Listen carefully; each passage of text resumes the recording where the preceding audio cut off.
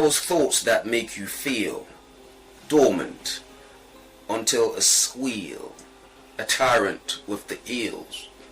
They play hearsay between the fields. The brain spray with sweet appeals, telling of the colder days. Those are such, wishing no one replicates. At least these ideals, I can take it, though not easy like snacking between meals. Still, I relish the sipping, tongue licking, pain with a taste, then onward to my next strain, forward to my next main. Hello everyone, welcome back to Poetry Journal Podcast. I'm your host, Alex Murdoch, and hope everyone's doing well today. Just a little snippet of something I cooked up, and thought we could just wanted to share with everyone. Hope you appreciate where I'm coming from with this. There's a little bit of innuendo, subliminals here and there that you might be able to kind of take from what I've kind of spoken on. But yeah, that's just my little take. Hope everyone can kind of we'll get into it anyway. But yeah, we have a guest today, and I just want to give you the floor, man. Like, just tell the people about yourself. You know what I mean? Like, who are you? Like, you know what I mean? Just, you know what I mean? Introduce the people. I want you to kind of speak for yourself. Well, my name's Steph, but I tend to go by SHWTV. I'm an actor, I'm a poet, spoken word artist, voice actor. I do a lot of things within the creative field, I guess. And since we're talking about specifically spoken word or poetry, I began writing when I was about 8 years old. And the reason behind why I started writing, it may seem like a very sad story, but I promise you it's not actually that sad. It's basically a thing of where, as a child, when it came to things I was frustrated with, I found it very difficult to express because I felt like no one would actually listen to what it was because of my age. I feel like people kind of look and be like, oh, well, you're 8, like, what problems could you have at 8 years old? Yeah. But to me, it used to feel like, well, you ain't trying to validate what I'm talking about. You're not trying to hear what I'm talking about. So I remember my auntie, one of my many aunties, should I say, used to do spelling tests with me and my cousins when we were younger, just to like test our knowledge and whatnot. So it kind of stems from there. It was a case of where one day, after one of the spelling tests, I found a pen and paper in my grandma's house, and I just began to start writing out I begun to write out what I was feeling on paper, and I just found it was way better. I felt way better within. It's like I didn't have to filter myself because I was 8. Do you know what I mean? Like, I was able to just really get on with it and write what I wanted to write. Plus, I could be as unfiltered as I wanted. But because I didn't want anyone to find out what I was writing, I was keeping, because the things I was writing, you hide it. Do you know what I'm saying? I used to hide it in my grandma's house. I used to hide like underneath a thing we had called the trunk.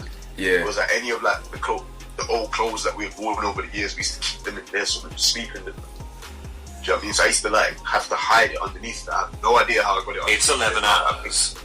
Yeah, well, that's interesting.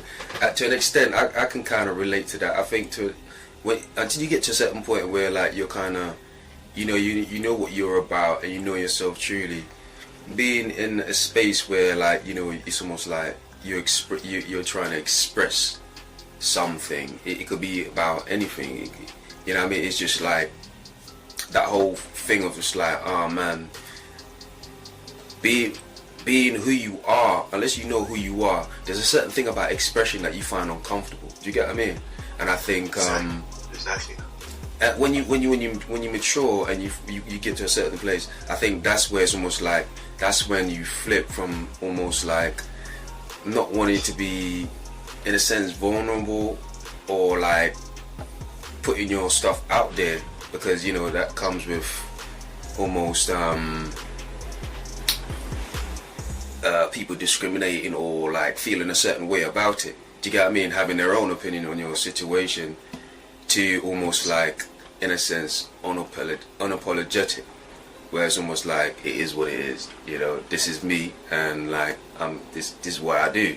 You get what I mean? So that's interesting. Before we go into anything else, was there anything you wanted to say about the piece? Is there anything that resonated with you that you wanted to kind of share? I mean, I like what it's about. Do you know what I mean? I like what it's about. I like the innuendos, but I don't want to give back, you know, to just share, because I want to see what people listen to think games for themselves. Okay. You know, that you might get people. Very true. Very they'll true. They'll hear your opinion, be like, oh yeah, I got that. Yeah. Like, you know what I'm saying? Like, let people Absolutely. trust their opinions before I get them. We could do that later. But I guess my first question would be, now that you've matured, and the reason why I really wanted to just have you speak on your situation, but as opposed to me doing it, is because I feel like you do so many things, and I think it's important that you kind of tell it for yourself. Do you get what I mean? Because you're brilliant talent, and you're up and coming, and there's so much going on. Do you get what I mean? So it's kind of like, I think it's important that you express that yourself. But with that being said, like I said, such a talent, so it's almost like, in terms of like your expression, and how would you describe it? And I have two things in mind. Is one or the other? It's almost like, is it more, when you think about it now, is it more of a raw situation, or are you more towards the point where it's almost like it's refined, it's almost like, I know it's polished. Do you get what I mean? Are you more polished, refined, or are you still in that situation where it's almost like everything is just raw? And you know what I mean, it's just like when people think it's just like, you know, everything is just on paper, and just like, oh man, you know what I mean, this guy's just spitting. Ooh, that's a good question. I'll be honest, I think it goes down both paths in a sense, but it more depends on what exactly I'm expressing. Because I'll be honest, when it comes to like what I performed at Lunar Legacy, yeah, that one I think was a little bit more refined, because as much as I felt that in my heart, and I still do to an extent, to be honest, yeah, it was I mainly done that for a performance, so I wrote that to structure it well enough so it could be performed properly. But then I also have a few, like, I have some stuff on my channel, or I have stuff that I wrote personally, yeah, that is a lot more raw. There's no real structure to it. It's just me expressing myself in the most raw form possible, and me being as extremely, like I said before, unfiltered and unapologetic about it. So I definitely feel like my work goes down both sort of avenues. It just really depends on what I'm writing. And even then, I also think about whether I'm going to publish this or not, because I know when it comes to publishing things, whether it's on the internet, whether it's in books or anything like that, sometimes you have to, as much as you might not want to, sometimes you have to kind of filter yourself down, because you know, there's still guidelines within what you're going to post. If you're just out here, if I'm just out here writing poetry as F every 10 seconds, they might just look and think, well, we'll put an age restriction on that because of the offensive language. So I do try to, I don't necessarily say I try to balance it, but I feel like it comes with a natural balance based on what I know. Okay, that's interesting. I mean, that's another way to take it. I guess maybe the reason why I asked that is more to the fact where it's almost like, when, you know, I was at an age where, well, with your age now, in my early 20s, it's almost like, and when I look back at the way I used to write and, you know, my work in general, that's exactly what I think about. Do you get what I mean? It's almost like, I just think it's just raw. As opposed to now, when I create now, it's almost like I see it's almost like everything's so much more refined. Do you get what I mean? It's a different. I see a different. I suppose growth is a big part of it, but it's almost like it's refined in terms of like the way it's expressed. You know, and so I was curious to hear your take on the way on where you are in your journey, and you know how things have kind of, your impression on things so far. Do you get what I mean? And how you see it, and how you would class everything in terms of like the way you you kind of create in a chronological type of way, looking from, like, say, 10 years ago compared to now. You know, so that's interesting. Another question, well, one of the main things why I thought this quote especially was appropriate for what we, because you're big on mental health, and I heard that, like you said, I was at Lunar Legacy with you, and Lunar Legacy, by the way, everyone, is just it's another platform. They promote a lot of young talents and up and coming artists, whether it's MCs, rappers, musicians, or poet like myself and yourself, and they give us a platform to kind of speak about, and you can find them online as well. It's just Lunar Legacy combined together on Insta, or you search online. They're not hard to find. But yes, when you were there, and you speak a lot on mental health awareness type of pieces, and I guess I want to ask, what was it that kind of got you into this space where you felt like it was important to speak on that? Well, that's a very good question, first of all, I must say. But what got me into the space of wanting to speak about mental health, in particular men's mental health, is even until probably after, like, as a kid, I thought that I was the type of kid where I thought the world would care about everything. I used to just caring for myself. I need to care about everybody else, because not everybody has that help around them. So if I can be some kind of help to them, that will make me feel happy. Yeah. But yeah. as I kind of started to grow up a little bit, I know people are probably not going to like what I'm going to say, but in particular with men's mental health, I don't believe people really care too much about men's mental health. Like, based on the things that we're told, it's like 1 second you want to say, yeah, open up to us, we can talk. And this is not gender specific, by the way, because there's a lot of men that don't care about people. But 1 minute it's, we want you to open up, we want you to be able to talk to someone, we want you to be able to do this. But then the second you do that, you're told things like, doing this and stop doing that. So I kind of got to the point in my poetry where I wanted to look at it from my perspective and just write it out, because I found that I was becoming more and more frustrated as to why more people didn't care about mental health. And then what also tends, what ultimate time was, it's just having some connection problem, it seems. Entry called He's One for When, and it basically discusses men's mental health. And I went to watch the first documentary. I didn't even know she was part of it the first time. I went to support someone else in it, Kaya. I thought her.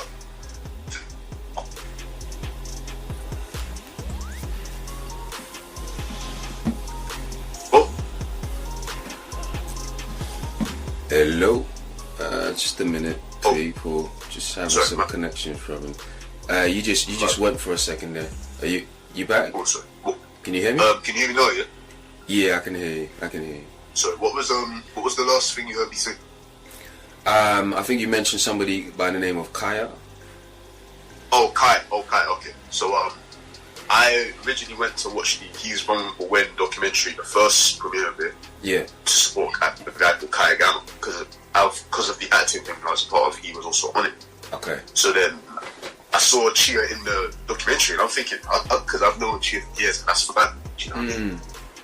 And then when I saw it now, the first thing I said to her and Kai was like, yo, but I went in on the next one, right? Yeah. Like, I wasn't playing. I was like, I went in on the next one in any kind of way. So then when it came down to it, she messaged me and she said, I have this poem called Young Man.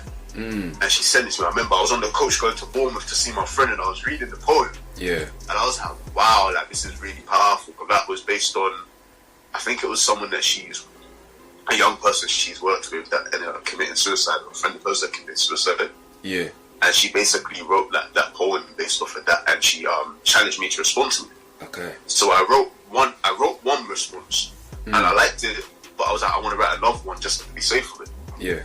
So I wrote the second one, and that's how I really started tapping into that mental health side of things, because I noticed a lot of people are affected by mental health on a day-to-day basis, but a lot of people don't realize it, or they suppress it because they might not necessarily want to, or might not be equipped at that moment to handle their mental.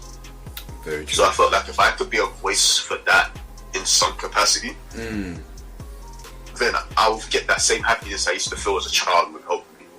And that's not to say I don't get that same happiness helping people now, but as I get older, I feel that you have to learn to differentiate who is needing that general help and who is just trying to use you to drain you. And it also as well in terms of vulnerability, because the one thing I don't want to say is I don't want to say everyone go out there and be vulnerable to absolutely everybody you see, because not everybody deserves to see you be that vulnerable. That you have to know who to be vulnerable to, because the person that I used to feel most vulnerable around and talk to the most about things is not here anymore. She passed away. Okay, sorry to hear that. Do you know, nah, it's cool. Do you know what I mean? So it's like, even if I can't speak to her like my grandma, if I can't speak to her in person, I will still take out my phone or my notepad and I will just write something out into her. Absolutely. And that's how I feel like I can share my vulnerability, because as much as I'm not scared to be too vulnerable, but there's still certain things that even I'm working on, so where it's like, I still need to work on this. And I feel like poetry and spoken word helps me with that too. That's quite an insight.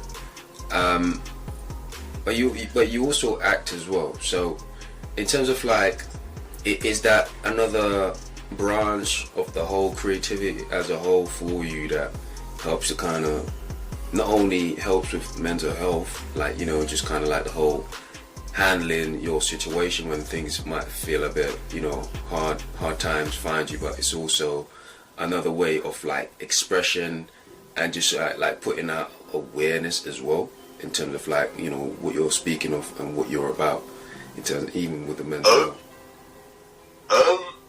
It is a way in a sense. I mean, I haven't really got anything out there acting wise that touches on mental health, if I'm honest with you. But for me personally, I would say it definitely does. I feel like once I'm in the realm of acting, because bearing in mind, obviously we met through spoken word, but acting is actually my first love. Like, I wanted to. I started doing like musical theatre kind of when I was 5, and then I stopped because I let cousins get into my head when I was a kid. I was like 5-6 years old, didn't it? And when I went back when I was 12, got into an agency at Young Actors Theatre Islington, and considering I'm from South London, everything's more or less over there. But for me, acting helped to definitely look at my mental health from a different point of view. So instead of like just being angry, sitting down in the room sulking, I would literally like put on YouTube, like for example, growing up, I watch it still, not as much as I used to do. I grew up like a big EastEnders fan when I was young. I was a big EastEnders fan myself when I was young. I don't really watch it anymore, so but like, that was the thing back in the day. I don't know if you remember him, but do you remember a character called Lucas that was on there? He was a black man, he was a priest, and then he was killing people like on the side. It depends. How long ago was this? This was a decade ago? This would have been probably around 2008 to 2010 maybe. Then I most likely would have seen him, But I remember I used to like, I'm not a religious guy enough, but I used to like reenact his like scenes of him preaching and then him like getting into situations to make myself feel better about my day, because I used to find it hilarious. It was the same thing with Phil Mitchell. I still take the mick out of his voice to this day. Oh man, you know what's funny? My mental health could just make me laugh. But go on, sir. You know what's funny? When you said Phil Mitchell, like I can, and then you know when was that almost a decade later when Stormzy made that tune, and she put I got a gun Phil in there. Oh my god, man. I'm a bad man, shut up. That just brought flashbacks to me of like EastEnders days. And you know, for people that's not in the UK, EastEnders is like one of those, you know, soap operas that we always watch growing up. And you know, Christmas. You know, it's the banter as well when it comes to stuff like this is so different. Do you get what I mean? So nah, man, EastEnders is always going to be a trip. And you know, it's just, I think, you know, there's a certain difference in terms, well, you're a wordsmith yourself, so you kind of appreciate where I'm coming from in terms of like the different banter that you'd get in terms of like English comedy compared to, or just English vernacular compared to like say the US. Do you get what I mean? And there is something quite funny.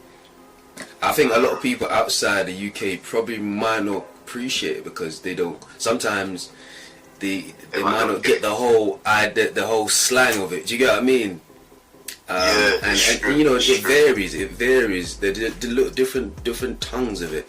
Where it's almost like, you know, the Cockney and then you have the East London slang, this, that. So it varies, but you know, there is the very English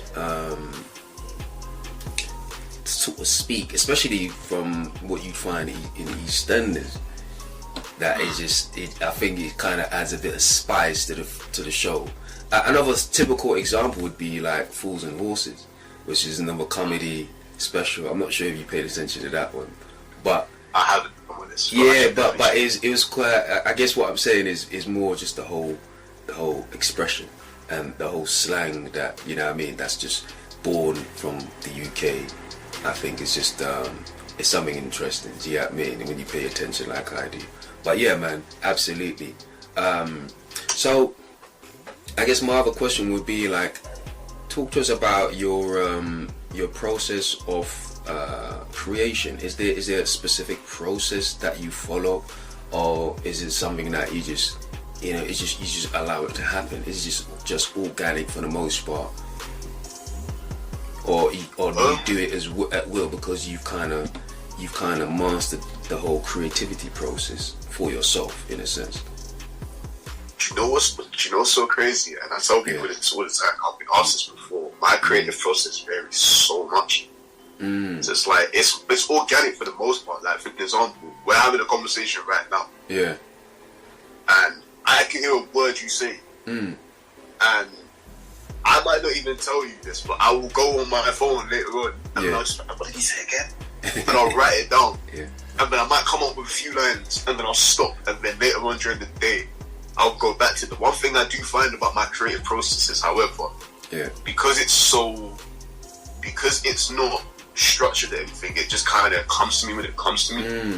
I find myself being in like the maddest of places and just thinking of the most crazy or the most flowing stuff. Like, for example, I work 4 jobs, so I work in 3 theatres and I work in 1 music venue. Those who don't know, I won't say where they are, but I will be ushering for a theatre show, and in reality, but let's hope none of them watch this, but I'm going to say it anyway. I'm obviously supposed to be keeping an eye on the audience and keeping an eye on the show and whatnot. Yeah. But there's times where I just have like a mad creative flow of a poem going in my head, and I'm like, I have to write this out. So I'm just there typing. Like, there was even a point of where I can't remember where I was at. This wasn't to do with work, by the way. I think this was during the pandemic, and I took myself to Hyde Park. Like, Hyde Park is one of my favourite places in the city. Okay. Like, I'll just go there, I'll have my headphones on with music playing. And I remember, I think I was on the phone to my dad, and I said to my dad, no, I'm just going for a walk through Hyde Park. And then literally after that one sentence, I ended up writing a poem called Stroll Through Hyde Park. And now I can't find where I put that poem, unfortunately. I remember that poem was actually pretty decent. But it's just mad to think how inspiration can form from anywhere. Do you know what I mean? So for me, it's like there's no real structure. It kind of just comes when it comes, I guess. But most of the time, it's when I'm like, got my headphones on, I might be listening to a podcast, music, sometimes watching TV. Sometimes I just think about my childhood. Like, it's blurred, it might be blurred on the screen, but I got pictures of me behind me. Yeah. Like, one of being my mum when I was a teenager, baby pictures. Sometimes I look at those and I try to put myself in the perspective of me at like 2 years old, which is like my earliest memory. And then I just kind of rap from that perspective. So I can just kind of look at things or be around things or hear things, and I just pick up inspiration from them. That's interesting. I mean, now, you know, I think there's almost like, from what you're saying so far, to me, it's almost like it's consistent in terms of like being an artist that's still raw. Do you get what I mean? From what I can hear, because I think I was at a stage like that myself, where it's almost like you know what, it's just a word. I could hear a word, a sentence, a beat. And to an extent that don't really change, like, you know, those things still happen, but I guess that the point is that those things is almost like there's always like it initiates with an inspiration in a sense. Do you get what I mean? Or like something to just kind of engage you. But it comes to a point where it's almost like you tend to understand your habits, your process so much more, to the point where, you know, you develop to kind of almost self-mastery. And so it's almost like anytime you feel like doing something, or anytime you need to write something, you don't necessarily need inspiration, you just switch it on. Do you get what I mean? Exactly. And I guess that's why I asked that question, because it's almost like, you know, you get to a point where, like, there's certain times, you know, you might be under pressure. Sometimes inspiration don't come as easy. Like, I just picture, for example, like, you know, say if you're like a what do you call it, like a creative, not a creative, but then you're like a script writer, and you know you're on set, and they say change the script right now. It's almost like, okay, so what am I gonna do? Like, you have to kind of have a certain process to go through where, like, you know, you can replicate something on you know, just like that on the spot. Like, and I think that speaks to that mastery, where it's almost like you kind of got it down to the T enough where you can kind of create at will. Do you get what I mean? And that speaks to maybe where you're heading in terms of like refinement and mastery of process. Not that you don't, but it's almost like I could tell that's your preference. You enjoy just, like, you know what I mean, just letting it come to you. And there's something beautiful about that as well. Do you get what I mean? Like, in fact, that's one of the things you love about what we do. It's almost like you don't have to fight it for the most part. You just let it come to you. But, you know, I think I'm a student of just like knowing where it comes from, understanding how, and knowing how to kind of nourish it, where like I can control this, and like I can replicate if I want at will. Do you get what I mean? So that's pretty much where I'm coming from with it, and from raw to refinement. And I think that's the journey. And when you do that, it's almost like that's when you can come up with your different themes and just ways of expressing. You can kind of tweak it, you can kind of change it. You're still learning, but you know, it speaks to the journey as a creative across like time as you grow. So nah, man, that's definitely interesting. You know what I mean? So I guess the other thing I want to know about is, you haven't really spoken much about, because I know you're a wordsmith, but what about how has what's the word I'm going to use, like acting, like how has acting impact you over the years, away from the words, just like, you know what I mean, just because you said that's your love, like, and when did you know that, you know what, this is something that I really want to kind of go into, want to invest in? You know, that's a big thing, you know, and especially because like there are I'm sure it's not like a prominent, it's not as prominent now, but you know, there's certain stigmas that would kind of belittle people that actually want to be actors and stuff like that over the years, which is an art in itself. Do you get what I mean? It's actually a big thing now. But tell us about your acting and how that's kind of, you know, impact your life, and what inspired you to want to act. Good question. So I decided that finally I wanted to get into acting properly about 12 or 13. Because when I was a kid, obviously, like I said, I started doing like acting and like musical theatre a little bit, but I let family taught me how to bit, should I say? Yeah. And I went through a long period of time trying to decide what I wanted to do. Like, I was doing swimming lessons, and I was like, yeah, I want to be a swimmer. Then I wanted to try and play football like my cousins, and I realised, okay, maybe I'm not as good as them. Okay. Do you know what I mean? So it's like, by the time I hit that 12, 13, I looked at my mum and I was kind of like, yeah, I want to go back into acting. This is what I know I'm good at. Yeah. And I believe I can take this a lot further. And my self-belief from 12 and 13 was like, I'll be real, when it came to certain things, I was a little bit arrogant. I'll be so honest. Like, yeah, I'm definitely going to make it. Watch. Give me 2 years and all this stuff. And then got into the agency where I was at. And then I stopped there about 17, 18, because I went to uni, studied theatre, got my degree, and which I did study in college as well, did theatre in college too, acting-wise. And then the pandemic came.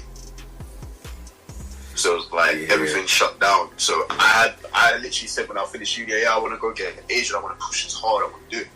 The pandemic came and everything shut down.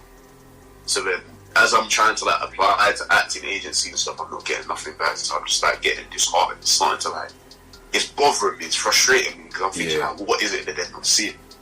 But this is when I realised, and very much, I only realised it's like, I want to say late last year maybe, I went through a few situations that were personal to me that was like bothering me. But I realised that it's not that they don't necessarily want me for that, it's that I'm not putting myself out there enough to do this. I was saying that I loved it, but I wasn't putting myself out there enough to show how much I want this. So how even like recently, I literally just got into a new agency now. Do you know what I'm saying? Like, I just got into a new agency, but I do feel like in terms of the acting, how it like affected me and why it's my love is because it allows me to be free. Like it allows me to, and don't get me wrong, that I'll always be myself. I'll never change that. But it's allowed me to be free. Like I remember when I used to be at my grandma's a lot more with my cousins. We used to watch. We watched White Chicks a lot. The film White Chicks. My cousin put me onto it. I remember the Wayans I found hilarious as well. But Terry Crews was like a big one where it was like, who is this big dude up here? Not making people laugh. I love comedy. Do you know what I mean? So I'm like, who is this big dude up in here? So that was what kind of made me start to turn and be like, I could do acting for real. You know? I reckon I could really push this. And even on my dad's side, like, I have cousins that are actors that have been on TV and stuff like that. Do you know what I'm saying? So it's like, to me, I was looking at it and I'm like, why, if they can do it, why can't I do it? Why can't you do it? That's how it starts. You know what I mean? So I would definitely say acting is a way that I get to feel free and where I don't have to play myself. Like I can get a script. And they can be like, okay, Steph, this is your character. But it's not me just doing what they tell me for their character. It's about my own interpretation of their character. I can sit down, I can study the character, I can throw things of my real life into that character. I even try and take parts of things I've written about in my spoken word and throw it into my characters. To give it like a bit of a deep introspective. I don't just want to make the character seem like he's everything on the surface level. So I know if you really dig down into the nitty gritty, you'll notice little things about him as to why he is that particular way. Persona, habits, persona, habits, attitude towards different things. Absolutely. Vulnerability. Like you said, vulnerability is a big one as well. I like to look at it from a point of how can we grow? Like, I look at it as if it's a child. It's like you have a child.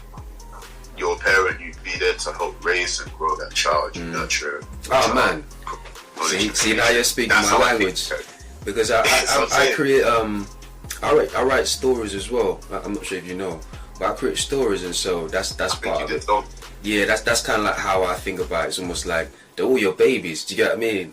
And you can't neglect any of them. Like you have to kind of, you don't forget them. Like you wanna spoon feed all of them. And give him as much attention as the other one. You know what I mean? You want to know what's crazy as well?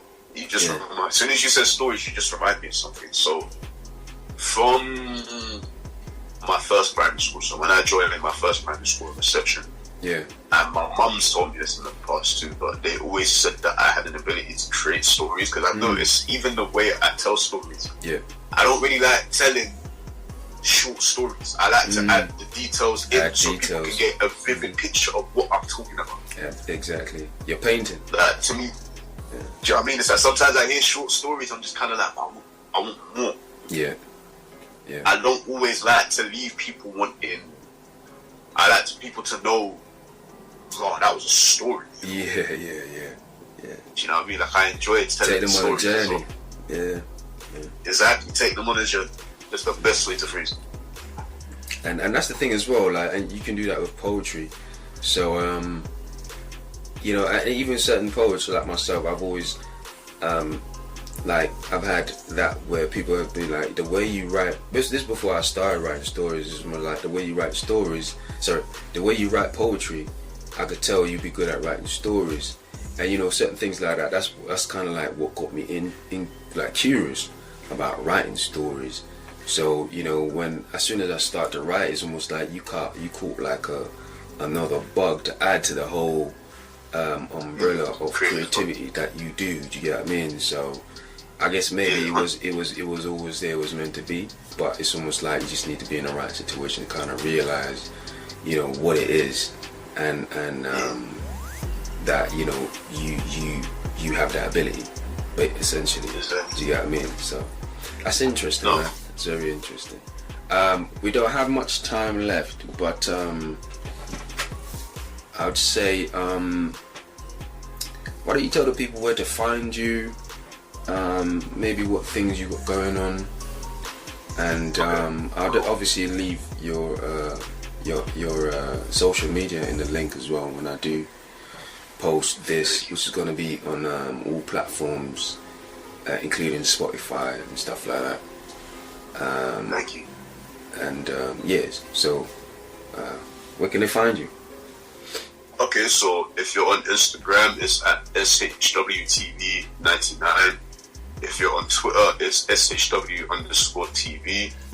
YouTube, SHWTV. However, sometimes it comes up with a channel called Show TV. I have no idea who they are, but they're way bigger platform than I am currently. But if you need to find it specifically, I'd say just type in SHWTV and then How's Life Treating You? Because that's one of my poems that's got like the most views on my channel. So it should hopefully filter it out. And I have TikTok, so SHWTV101, but I'll be honest, I barely use it. Like, I am not really a TikTok person. I just mainly go on there, watch my dad and my sister do their thing on TikTok. I don't really use it to TikTok, do you know what I'm saying? But I guess, yeah, that's more or less what you can find. Me currently. Okay, cool. Well, I appreciate you coming through, man, and giving me some. Thank you for having me, man. And how busy you are.